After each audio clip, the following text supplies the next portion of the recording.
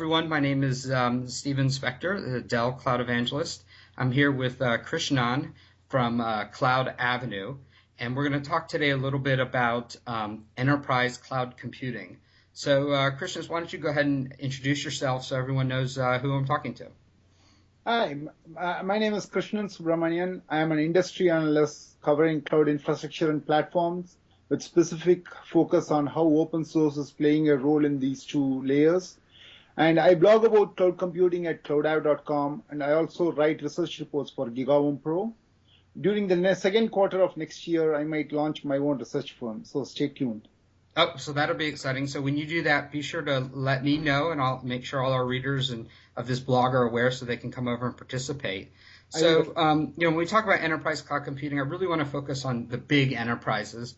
So much of the time when people talk cloud computing, it always seems to be SMB more than the big Fortune 500 kind of companies. Mm-hmm. So, we talk about enterprise. A lot of what I read is people talk about private versus public clouds. Mm-hmm. And I wanted to get your thoughts on that topic, specifically for large enterprises.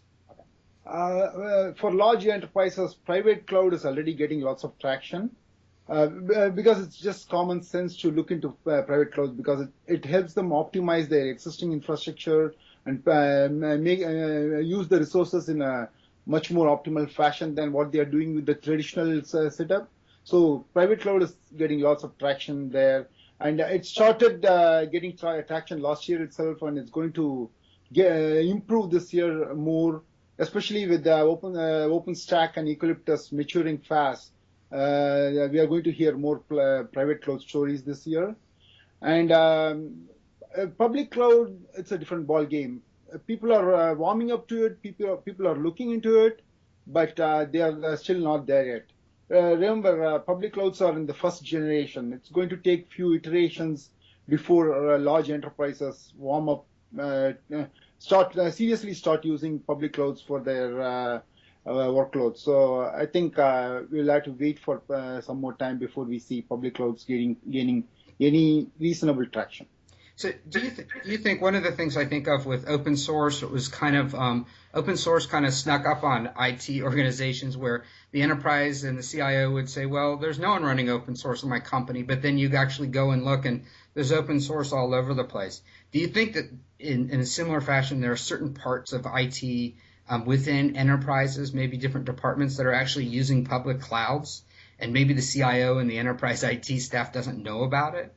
Yes, that's happening, and they are slowly realizing it. It's not just the case of open source. Even with social technologies, the same thing happened. There was a bottoms-up adoption of these technologies, and a similar thing is happening inside with public clouds too. For example, we have heard stories about how they sneak up a server under the desk to set up something without IT noticing it. But now it's much more easier for these developers and teams inside these large organizations to just swipe their credit card, get the server instances running on Amazon Web Services or one of the other public cloud providers, and then they can just expense the whole thing without IT noticing it because the amount is going to be really small. This is happening, but IT is slowly waking up to this reality, and they have understood that they cannot stop this. Now they are trying to find ways so that they can keep it under their control, and in a way, like by bringing it under their control, they can ensure that security and regulatory requirements are not compromised. So do you think that this actually may this because of this use that it'll actually make IT departments, again, enterprise, move into public faster than maybe they want to? I'm not sure if they will move into public clouds faster than they want to, but they're not ready to actually push all the workloads to cloud yet. It's not going to happen in the next 2-3 years. We have to first see public cloud providers maturing. As I told you earlier, we are still in the first generation of public cloud services. We are with the projects like OpenStack. We are seeing the emergence of a federated cloud ecosystem with more and more players, especially enterprise class players coming in. Dell is coming in, HP is coming in, and there are many more players coming in with offering enterprise class public cloud services. And I call this second generation of cloud services. Once we have this kind of ecosystem mature at a certain level of maturity, we'll be seeing more public cloud adoption, but it's going to take a few years. Okay. So one of the other things that I've actually become interested in of late, and it's kind of new to me, and I'm curious to get your thoughts, is I've been reading about private PaaS solutions. Mm-hmm. And I saw an Oracle presentation, and it's easy to find. All you have to do is search private PaaS, and I think it's about the third link on Google. Mm-hmm. And Oracle talks about why a private PaaS is actually better than a infrastructure as a service cloud within the enterprise. And I'd be curious to get your thoughts on this. I'm just starting to learn about this topic.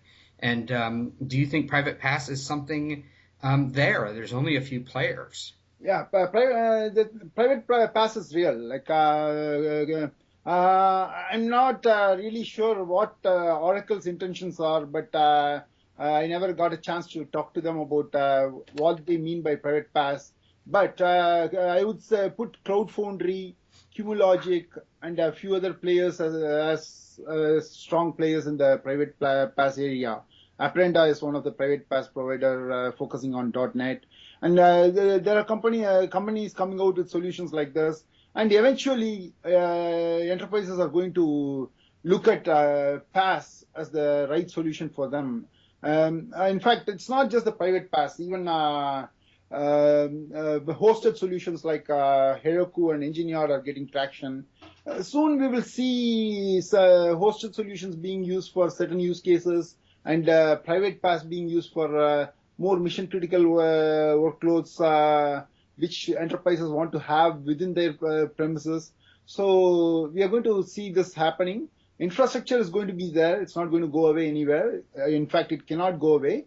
But we are going to see infrastructure slowly sort of going into the background, and the PaaS layer being the interface which most of the cloud users are interacting with.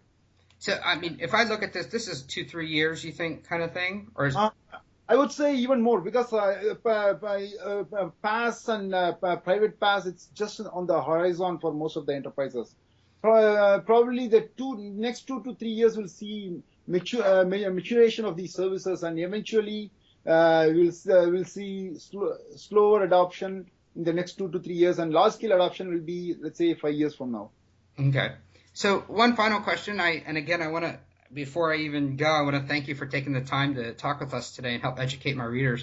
What are some of the, what are the 3 big key trends? If, there's so much to watch with cloud computing. There's so many people talking about it. There's so many different things. Mm-hmm. And even for me, who's a professional in this cloud computing, even I become overwhelmed.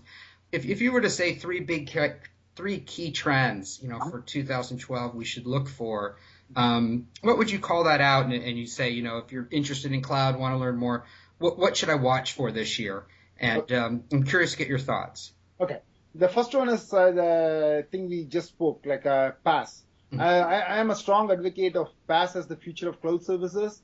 And this year we saw every single PaaS player coming up with multiple languages, supporting multiple cloud platforms and all.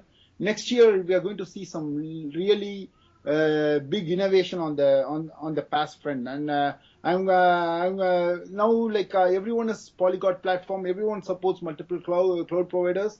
Now they have to innovate at a layer above that. So I think we are going to see some interesting innovation on the PaaS side.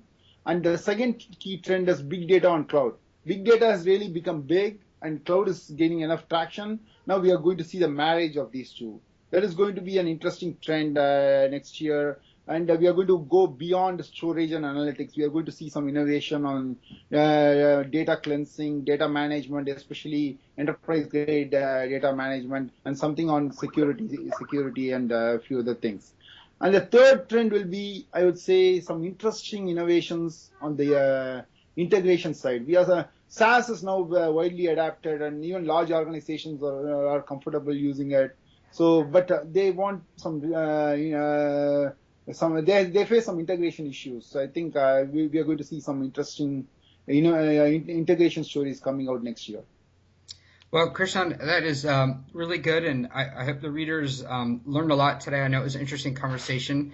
Thank you again for taking the time, and when you get your new company going next year, certainly let me know, and we will come back and talk again. But I appreciate you taking the time today. Thank you.